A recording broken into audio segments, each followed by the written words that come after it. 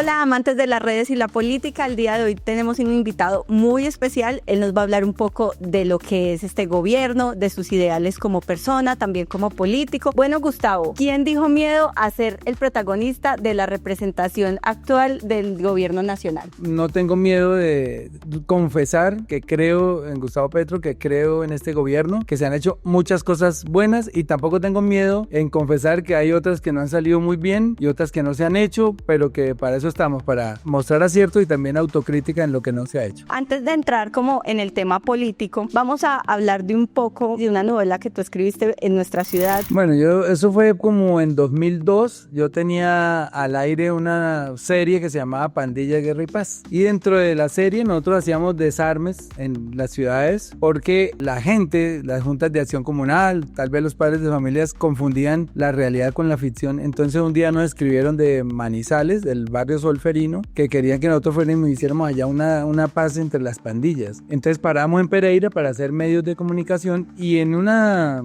algún evento acá en Pereira se me acercó la niña que yo bauticé como Catalina en el libro. Ella obviamente tiene otro nombre, y me hizo unas preguntas que me cuestionaron tanto que dieron como el nacimiento de esa serie. Ella me dice, por ejemplo: ay, hija, señor, usted es el director de Pandilla. Le dije: bueno, yo soy el que la escribe y tal. Me dice: es que yo necesito que usted me diga cómo hago para entrar a la televisión. Le dije: no, mamita, pues es muy chiquita, 14, 15 añitos. Le digo: tiene que hacer un taller de actuación, presentar un casting, etcétera. Digo: ay, no, pero sin estudiar. Le digo: ¿y por qué no quiere estudiar? Digo: porque el estudio no sirve para nada. Me dice ella a mí. Entonces yo ahí empiezo a pensar, ¿por qué una niña de 15 años dice que el estudio no sirve para nada? Y entonces le digo: ¿por qué dices eso? Me dice: porque mi hermana terminó bachillerato y está por allá trabajando en una cafetería, y mis compañeros que se han retirado del colegio ya tienen su motico, sus relojes, andan en bambá, bueno, andan con sus lujos, y entonces yo quiero, y le digo: pero entonces tú quieres entrar a televisión es para conseguir plata para eso. Me dijo: no, es para ponerme las teticas. Cuando ella me dice eso, yo, obviamente los escritores siempre estamos en la casa de historias, y uy, acá hay una historia poderosa, y empiezo un diálogo con ella que duró meses. Después me presenta a la compañera que es la famosa Diabla. Digamos que de la novela, la cuota real de la novela son ellas dos. Los demás personajes yo los empiezo a construir a partir de esas charlas que tengo con ellas dos. La proxeneta, en ese caso, que era la Diabla, la lleva con unos grupos de narcotraficantes que yo identifico inmediatamente, estaban muy famosos en esa época. Uno de ellos era Rasguño. Ellas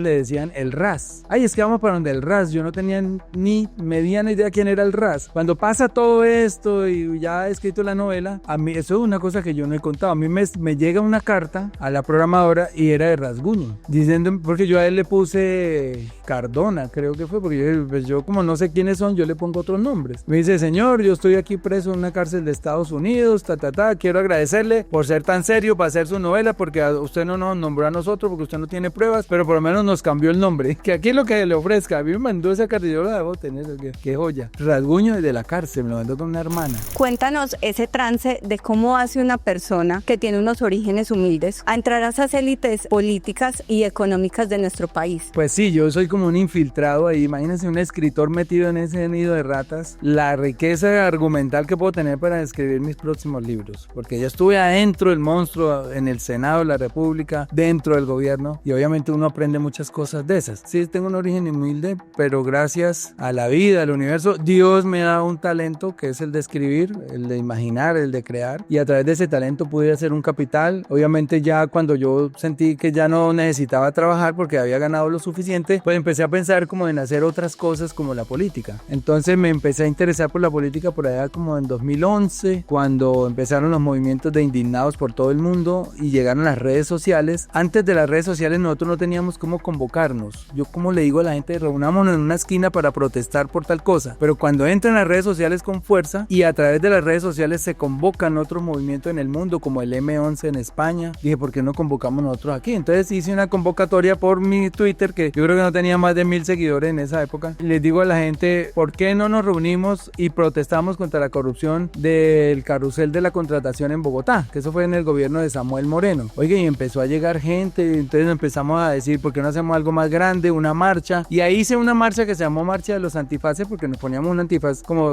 haciendo alegoría al ladrón. Y a esa marcha fueron Petro, fueron Mocus, el hoy caído en desgracia lamentablemente Miguel Uribe asistió a esa marcha, eran candidatos ellos tres, y David Luna. Luna. Esos cuatro, Petro, Mocus, Luna y Uribe, ellos fueron a esa marcha. Entonces yo dije, bueno, tenemos convocatoria aquí hay. Y ahí es donde yo conozco a Petro. Y por intermedio de él, años después, como eso fue en 2011, yo no volví a saber de él porque yo me fui a vivir a Estados Unidos por unas amenazas que recibí, por un programa que escribí que se llama Los Tres Caínes, que era la vida de los tres hermanos Castaño. Yo recibo una amenaza, me voy del país y vuelvo a saber de Petro cuando lo destituyen de la alcaldía. Entonces ahí le escribo que cuenta con mi apoyo, que si necesita algo de dinero yo lo puedo solventar, etcétera. Él me dice que en ese momento no necesita, que se defiende, y como en 2017 me dice que ahora sí necesita la plata. Y me manda a decir a través de un asistente que se llama Hilda Carrera, todavía trabaja con nosotros, que sí necesitan la plata y era para recoger las firmas para él presentarse a la presidencia. Yo dije, con mucho gusto, ahí empiezo. Después ella me dice, oye, que Petro le quiere agradecer personalmente el aporte. Le dije, bueno, voy. Fui a su oficina, hablé con él y de ahí salí hecho candidato al Senado. Pero algo inesperado, yo no tenía ninguna expectativa de la política. Me dice, necesitamos gente en el Senado como tú, que tenga resuelta su vida económica, que no les dé miedo dar peleas contra la corrupción, etcétera. Le dije, bueno, pero yo ya estoy viviendo en Estados Unidos. En ese momento yo le dije que no. Pero después vinieron otras llamadas y me llamaba uno el otro hasta que me convencieron. Y bueno, ese fue mi ingreso a la política. ¿Qué ve Gustavo Bolívar en el presidente Petro que los demás no ven como persona y como político? Muy buena pregunta, porque los demás no ven, porque no han tenido, digamos, la oportunidad de conocerlo tan de cerca como yo. Yo estuve con él, compañero de pupitre, 4 años en el Congreso, hablando todos los días con él. Él me visitó a mi casa en Miami una semana. Él estuvo en un hotel que tenemos en Girardot también unas 2 o 3 veces. He compartido con él espacios privados, personales, donde uno habla de los sueños del otro, de las angustias que tiene el otro. Entonces yo conozco muy bien a Petro. Entonces, ¿por qué lo sigo? Porque es un hombre honesto. Petro es un hombre, mire, ese ofrecimiento que yo le hice por allá en 2015 de plata, otro me lo arranca la mano. El mío no, yo por ahora me defiendo. A él no le gusta la plata. Yo creo, y yo los invito a todos los periodistas a que averigüen con Asobancaria. Yo creo que Petro nunca ha tenido ni una tarjeta de crédito. ¿Crees que el presidente entiende muy bien la cultura de nuestro país y tiene la capacidad de manejar la agenda mediática? Claro, miren, ya vamos a cumplir 3 años. ¿Qué decían de Petro en campaña? Que venía a convertirlo como en Venezuela, que venía a cerrar medios, que venía a cerrar las iglesias, que era el demonio, que venía a expropiar a todo el mundo, que le iba a quitar las propiedades, los negocios, los taxis, las tierras, que venía que el dólar se iba a poner a 10,000 pesos, que la inflación iba a subir a 25%, que el desempleo iba a ser increíble. Nada ha pasado. La inflación a la mitad de lo que la recibimos. Ahí están las cifras, eso no miente, la recibimos en 10,8 y está en 4,8, 5 puntos menos. El desempleo es el más bajo de los últimos 12 años, a pesar de que ha subido enormemente el sueldo mínimo, el salario mínimo. Se ha subido 37% y cada vez que lo sube salen los empresarios a decir que se va a acabar el empleo, que van a tener que echar gente a la calle. Mentiras, porque ellos mismos están felices. Le voy a decir por qué. Porque cuando tú subes el salario mínimo por encima de la inflación, pues la gente tiene más plata. Y si la gente tiene más plata, ¿qué hace? Comprar. ¿Y a quién le compra? A los empresarios. Entonces todo ese esfuerzo de más que han hecho ellos, de poner más plata para pagar salarios más altos, pues se les ha retornado. No ha dejado caer este país, que es el consumo. O sea, hay más consumo hoy porque los empleados tienen más plata en el bolsillo. Te voy a pasar unos emojis de redes sociales. Te voy a hacer unas preguntas y tú me contestas de acuerdo a lo que estás sintiendo o pensando, ¿vale? Gustavo, ¿qué es lo que más te gusta del pacto histórico? Lo que más me gusta del pacto histórico es que en este momento estamos unidos y vamos a hacer una consulta para sacar un solo candidato a la presidencia. ¿Qué te divierte de tus compañeros de pacto histórico que en este momento son precandidatos presidenciales? Como Quintero, Pizarro. Con la que más me divierto es con Carolina Corcho y con Susana Muhammad. Digamos, con ellas con las que tengo más complicidad. Compartimos otro tipo de cosas distintas a la política o chistes de vez en cuando. Con ellas dos. Especialmente Susana es muy cómica. ¿Qué te encanta de Daniel Quintero, de María José Pizarro y de tus compañeros del pacto que hoy son candidatos presidenciales? Bueno, de Daniel Quintero nada. De María José no hemos tenido una buena amistad. De Carolina me encanta que es muy berraquita, valiente para defender su tema, que es el de la salud. De Susana, su honestidad también. Y de ellas dos, de Susana y de Carolina, que ya tuvieron experiencia en el Ejecutivo. Ya fueron ministras, ya saben lo que es ordenar el gasto, ya saben lo que es ejecutar. ¿Qué te importa como agente de cambio de Risaralda? Bueno, Risaralda es un reto para nosotros, las personas de izquierda, del progresismo, porque es un departamento que tiene mayoría de derecha, no los culpamos, son personas muy tradicionales, que están muy apegadas a la familia, a la iglesia, a las costumbres, y hacer cambios es muy difícil y aceptarlos también. Pero nosotros les estamos diciendo, nosotros somos personas normales, mire que Petro no vino a acabar con las iglesias, no les quitó sus tierras, somos personas que pensamos distinto, respetamos lo que ellos piensan, lo respeto mucho porque mis papás son así.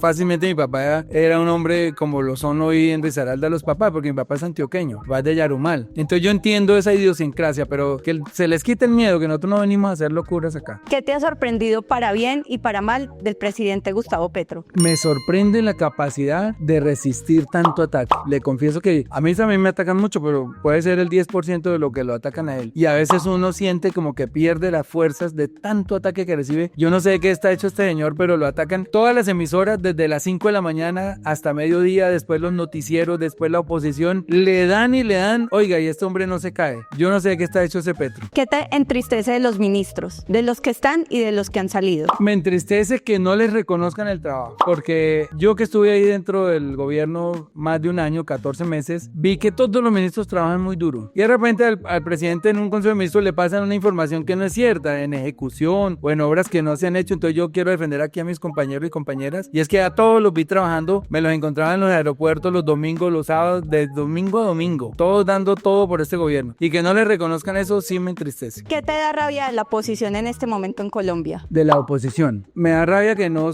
digan la verdad, porque están viendo las cifras, bajó la inflación, bajó el desempleo, bajó el dólar, estamos creciendo, y sin embargo dicen que estamos destruyendo a Colombia. No están diciendo la verdad.